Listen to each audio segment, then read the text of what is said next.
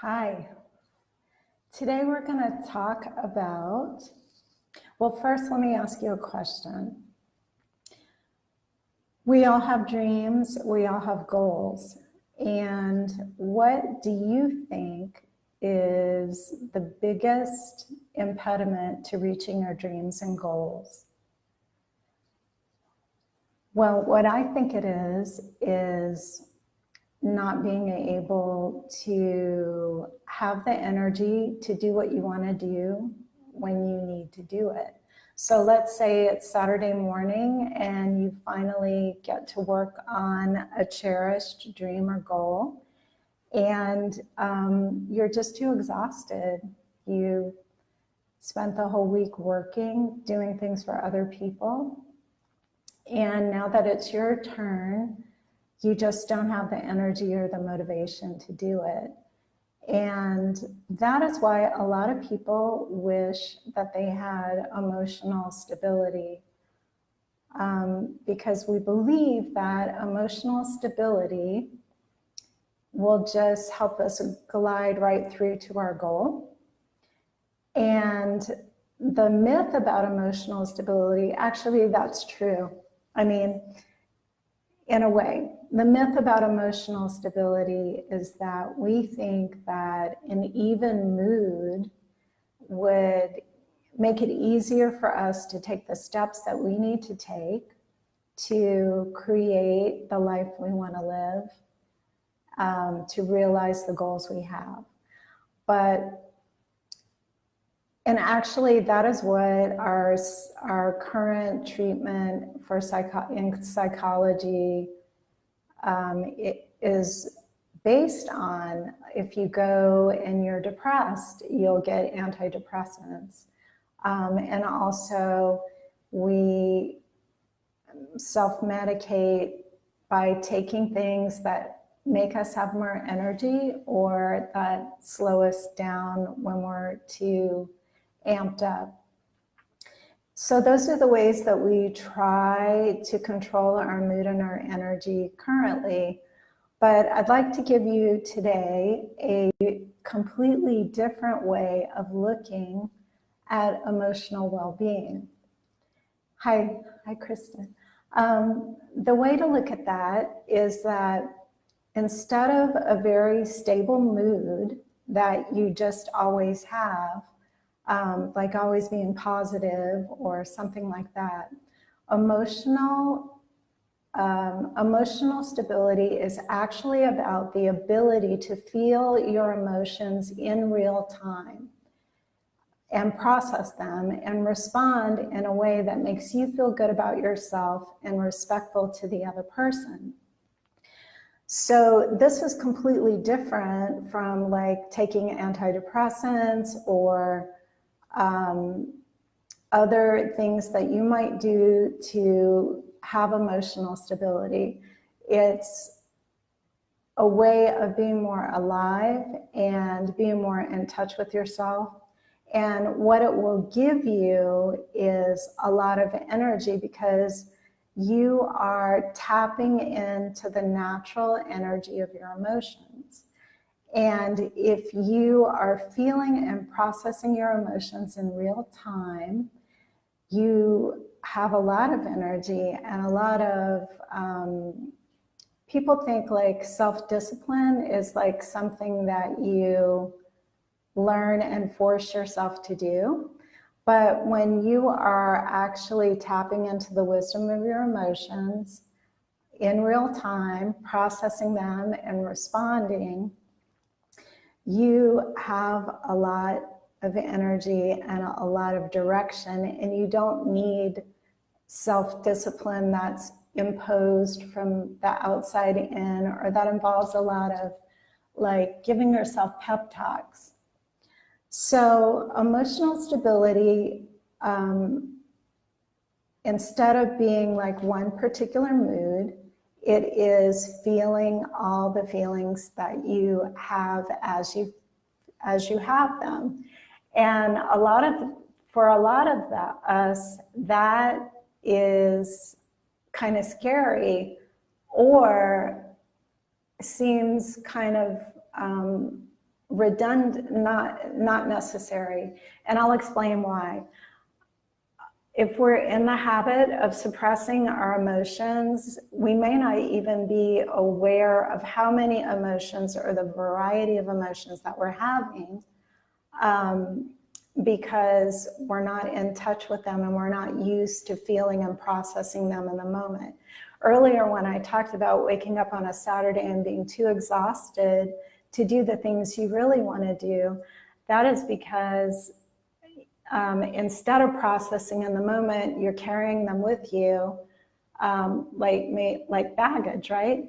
And then Saturday morning comes and you've been carrying this baggage around all week and you're just totally exhausted. So instead of packing it and carrying it with you all week, you just process it and you're done with it.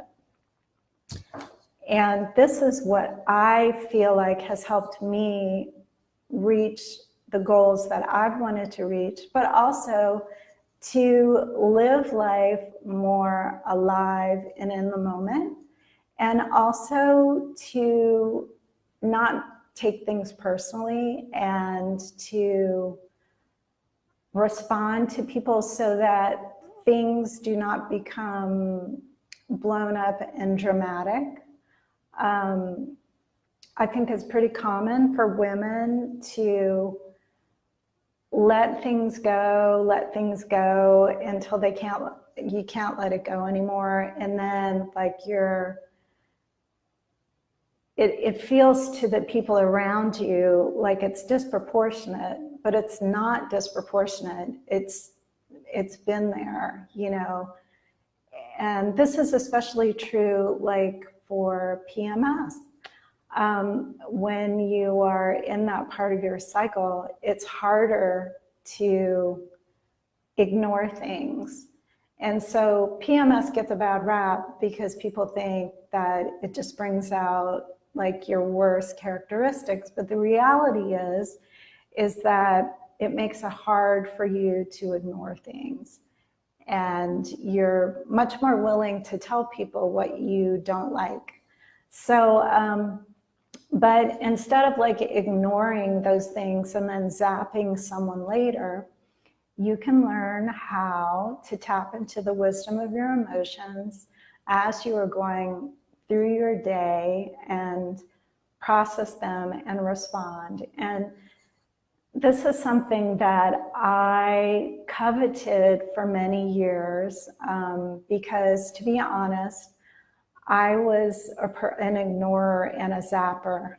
I would like ignore things, tell myself it was not a big deal, until it would add up, and then I just couldn't ignore it anymore, and then I would lash out. And that can be very damaging to relationships because people, it's hard for them to trust. It can damage the trust in a relationship.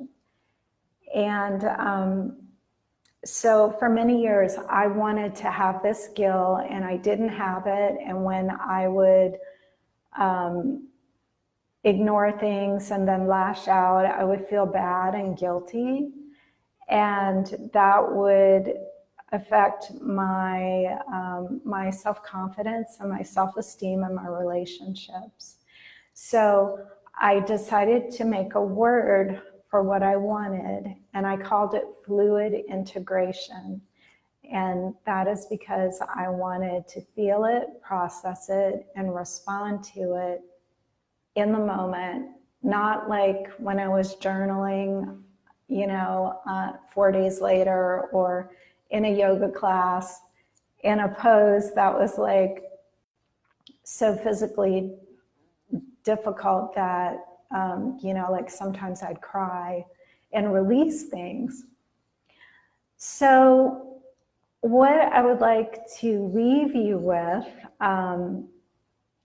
is a little bit of how you can begin to develop that fluid integration so that you're not saving things up or carrying around so many like interactions that happened during the week that didn't work out for you or that didn't make you feel good. So there are 3 things that we do in Emotional Intelligence School. And the first thing we do is just to be aware of what we're feeling. And studies show that if you just name the feeling, that actually helps dissipate the emotion. In fact, anytime you turn toward an emotion, it's going to dissipate. So the first thing is to be aware of it. The second thing is to ask yourself, why am I having this emotion? And this is something that I go into in depth in my class, Reclaim Your Emotional Intelligence. Because your emotions, all of them, they're trying to communicate with you. And a lot of us don't have a good relationship with our emotions because of how emotions are thought of in our culture, and also how what emotions were acceptable in our family. So it's sometimes hard to tap into the wisdom of your emotions, but it's there. Your emotions are like, they're like gravity. They're very trustworthy and predictable when you know how to read them and when you know how to tap into their wisdom. And then the third thing that was so important to me, and I hope it is to you too, is when you interact with people who maybe have you've been triggered by something that they've done, you want to let them know or discuss it with them, or maybe not, it depends on who the person is, but you want to do it in a way that you respect yourself and respect the job that you're doing communicating this, and you want to do it in a way that's respectful to them. And that doesn't mean, and maybe I'll do another video on this, but that doesn't mean, I think one thing that I thought is, if I learn how to communicate respectfully, then I'll have like more positive responses and positive change will happen in relationships. What I learned is that may or may not be true. Like, you can't count on the other person wanting to change or change at a pace that's comfortable for you.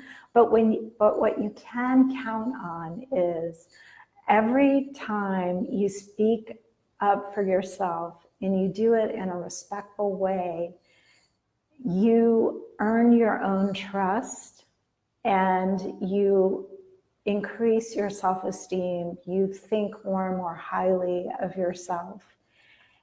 I always say that speaking out isn't for the other person or necessarily to change the situation. Speaking out is for you. It's you advocating for yourself. And you can't go wrong with that.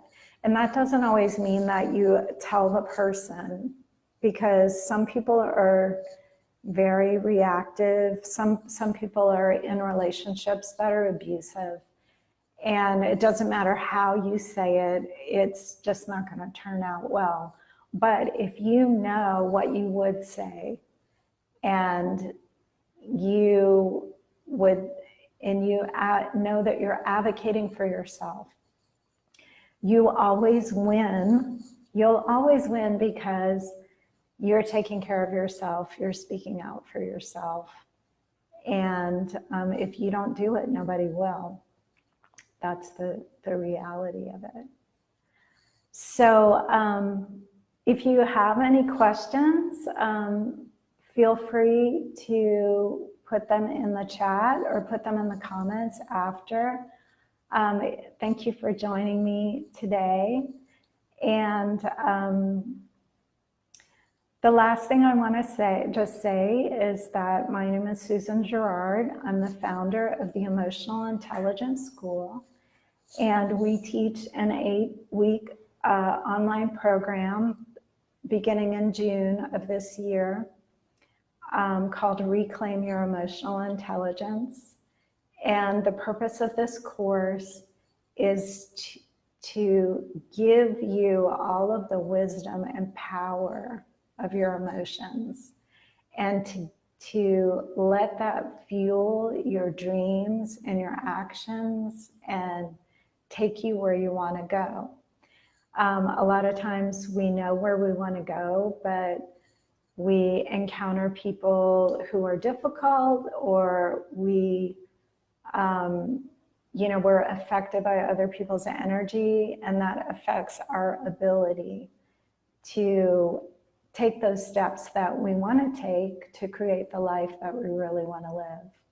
So in that 8-week course, we learn to form a very functional and healthy relationship with our own emotions, so that they're serving us and they're helping us get where we want to go, instead of depleting our energy and making things harder than they need to be.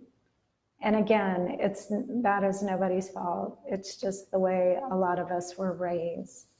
So if you are interested in learning more about Reclaim Your Emotional Intelligence, you can PM me on Facebook, or you can contact me at fluidintegration@gmail.com.